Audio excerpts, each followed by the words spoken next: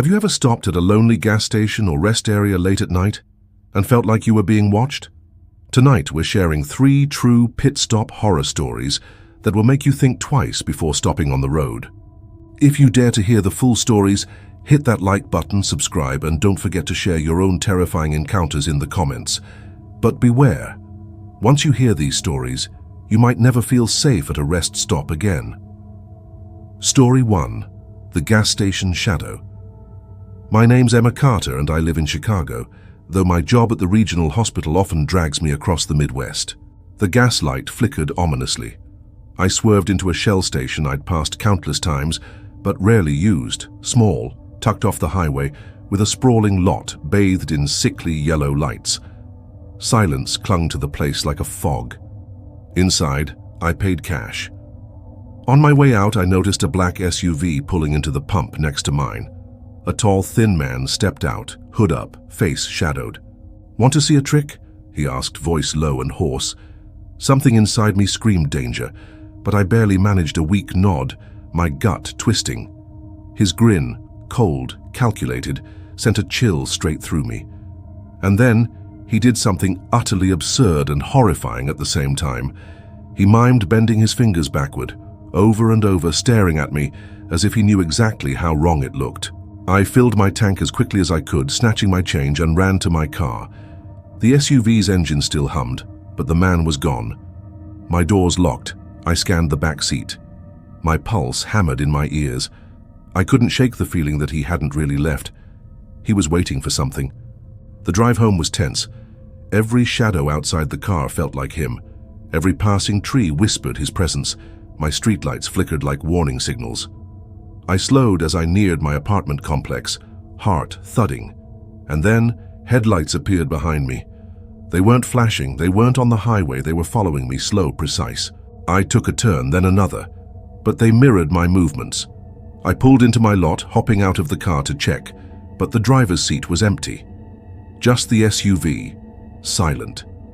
My stomach dropped. I locked my doors and bolted upstairs, trying to convince myself I was imagining things. The next morning I told myself it was over, just a random late-night weirdo. But that night on the way to work, I noticed the same SUV parked 2 blocks from my apartment. Same dark figure, hood up, watching. I slammed my foot on the gas, taking a different route. But no matter where I went in the neighborhood, headlights flickered in my mirrors. By the time I got to the hospital, my hands were shaking so badly I spilled coffee over my scrubs. I couldn't tell anyone. They'd think I was losing it. But deep down I knew he was real and he knew where I lived. A week later, I had to run errands after my shift. My tank was low again. I hesitated, but I went back to the Shell station. Maybe I was testing myself. As I pulled in, the pump next to mine was occupied by the same black SUV, same hooded figure. He didn't speak, didn't move, just stared. My skin crawled. I fumbled with the nozzle, my hands slick with sweat. Then I noticed something. Inside the SUV in the rearview mirror, I could see his eyes, fixated on me. Not just watching, studying. My throat tightened, and for the first time I felt real, paralyzing fear. I drove off as fast as I dared, weaving through the quiet streets, checking every mirror. But I could see him in the distance, tailing me again. I tried to lose him, taking side streets, turning abruptly, even doubling back. But no matter what I did, the headlights stayed, and then he started flashing them briefly, once, twice, like a signal I didn't understand. My hands gripped the wheel until my knuckles bled. This wasn't random anymore. He knew I was alone. He knew I was vulnerable. 2 nights later, I parked my car outside a convenience store. I told myself I wouldn't let fear control me. But as I grabbed a soda from the cooler, I caught movement in the reflection of the glass. The same man, standing on the other side of the lot, unmoving, hood up. Our eyes met, and for the first time he smiled with something cruel. The kind of smile that promised you would regret your next move. I bolted to my car, locking the doors. My legs were shaking so badly I could barely get the key in the ignition. As I peeled out of the lot, he stepped into the street. I swerved, heart in my throat, missing him by inches. It was 2 a.m. again. I had to get gas, but I couldn't bring myself to use the Shell station. I found another station 5 miles down the highway. I parked, trying to act casual, but then I saw him from across the street walking slowly toward me. No car, no lights, just him, and he was grinning. I locked my doors, dialing 911 with trembling hands. He stopped for a moment, tilted his head, and then disappeared into the shadows. The next day I found a note tucked under my windshield wiper. "Nice try. See you tonight." I panicked. Called the police, filed a report, but they found nothing.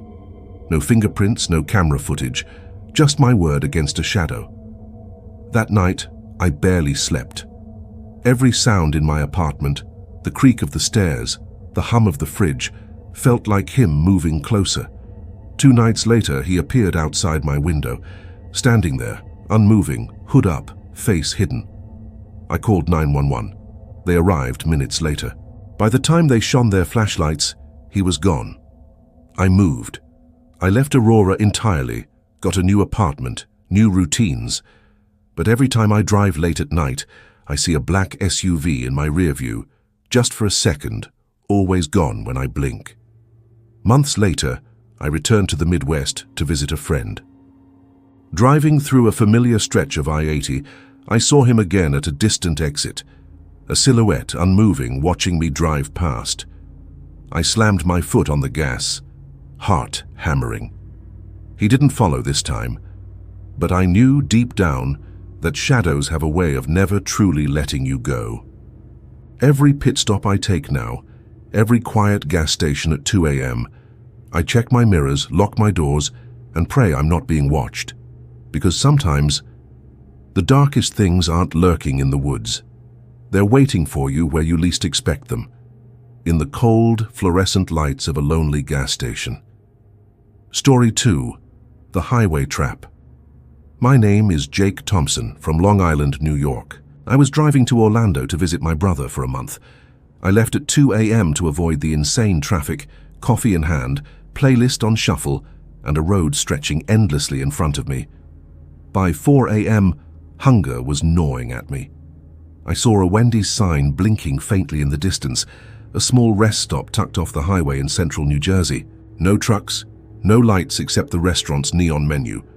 Perfect, or so I thought. As I pulled into the drive-thru, I noticed another car parked in the corner, far from the lights. A man approached my window, hood up, face mostly shadowed. "Hey, my car's dead. Can you help me jump it?" he asked, smiling too widely. Something in my gut screamed, "Don't," but I convinced myself it was fine. I had jumper cables.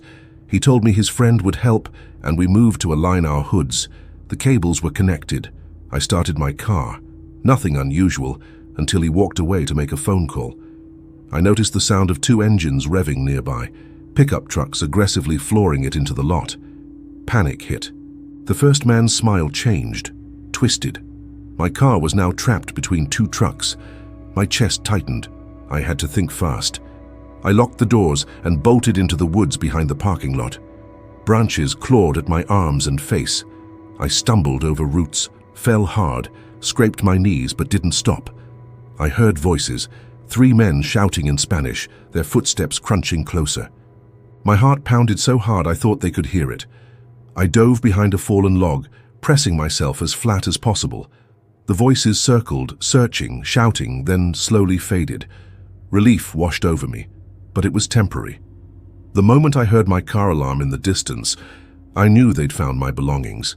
By the time I crawled back to the lot, my rear window was shattered. My backpack, suitcase, everything in the back seat, gone. I called the police, explaining everything.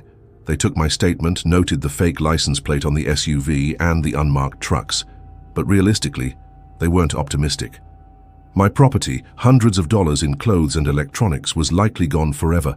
I drove the next 2 hours home in a daze, shaken, furious, and humiliated. I avoided pit stops at night after that. No matter how hungry or tired I was, I stuck to open, well-lit places, preferably with cameras. Every shadow felt like a threat. Every stranger's smile could hide intent. I told friends the story. They nodded, but no one really understood the terror of being trapped like that, helpless, vulnerable, and watched. Weeks later, I drove past a similar deserted lot. My stomach dropped. I saw the silhouette of a man standing by the woods, motionless, hood up. Heart racing, I sped past, gripping the wheel so hard my knuckles bled. Every late-night drive since, I double-check mirrors, doors locked, scanning for shadows that shouldn't be there. Even at home, I replay the event in my mind. Every sound in the apartment, the hum of the fridge, a creak in the floorboards, made me flinch. I wonder sometimes if they were following me, watching me, just waiting for the next road trip. The thought is suffocating. Every rest stop, every highway exit feels like a trap now. That night taught me something brutal. Danger can appear when you least expect it, and sometimes there's no warning, no escape plan. I tell myself I survived. I tell myself it's over. But deep down I know that in some dark, empty rest area in the middle of nowhere, they're still out there, ready to strike again. Story 3. The Rest Area Stalker. My name is Rachel Morgan. I was driving overnight from Philadelphia to Atlanta to visit a friend. The highway was empty, dark, and endless. The clock read 1:45 a.m., and I was hitting that point where every muscle ached and my bladder screamed for relief. Finally, I spotted a small rest area in rural Delaware. Just a single building with bathrooms and a tiny parking lot. No trucks, no lights, just the faint hum of my headlights on the asphalt. Relief washed over me. I thought this would be a simple stop. I parked and noticed a car tucked in the shadows of the lot. Windows heavily tinted. I assumed the driver was sleeping. I stepped out, stretching, trying to shake off the tension from hours of driving. Inside the bathroom, I froze. In the corner, a man stood with his back to me, head down, completely still. At first, I thought he was using a urinal, but the angle was all wrong. My heart skipped a beat. Something was off. I forced myself to keep moving, heading for a stall. But silence had weight. The man didn't move, didn't make a sound. I tried to pee, tried to convince myself he was harmless. But my body wouldn't obey. My anxiety had taken control. Finally, I flushed and stepped out, only to find him facing me, just staring. Not a word, not a twitch, just a blank, lifeless stare that froze me in place. I ran, hands trembling, and bolted for my car. As I locked the doors and started the engine, he began walking toward me, slow, deliberate. Every instinct screamed, "Don't stop, don't look back." I peeled out of the lot, heart hammering, and kept my eyes on the rearview mirror. He vanished, but I knew better than to think it was over. 20 minutes later, I reached another rest area, another small building, another empty lot. I parked in front of the bathrooms, relieved. Finally, I could use the restroom without being watched, or so I thought. Inside, I heard footsteps, not near the urinals, directly outside my stall. I peeked through the bottom crack and saw shoes, standing, waiting. My hands shook so violently I could barely pull out my phone. I dialed 911, putting it on speaker. "911, what's your emergency?" the operator asked. "I'm being followed by a dangerous man," I whispered loudly. "He's in the bathroom, standing outside my stall." I heard him shift slightly, but then finally he moved away. Relief, but my chest heaved with terror. The police arrived, checked the lot, and reported nothing unusual. But I knew what I saw. Weeks later, on another road trip, I swore I saw a figure lurking near the edge of a parking lot, half hidden in darkness. Same hooded shape, same unflinching stare. Sleep became hard to come by. Every creak in my apartment sounded like him stepping closer. Every shadow seemed alive. Even driving during the day, I couldn't shake the fear. I imagined him hiding behind trees, crouched under rest area benches, waiting for someone foolish enough to stop at 2 a.m. I replayed the sound of his footsteps, the blankness of his eyes, the total absence of humanity in that stare, and I realized it wasn't just fear, it was obsession. I once considered calling out, confronting him, but the moment I thought about speaking, I remembered the intensity of his stare and the powerlessness I felt. I would not survive a mistake. I would not be the person who underestimated him. Every pit stop since, I check mirrors, scan lots, and avoid eye contact. Always. I still drive late at night. I still need rest stops. But every time I pull into one, my heart races. Every small movement in the corner of my vision, every shadow, every sound. I see him. I know he's out there, waiting, watching.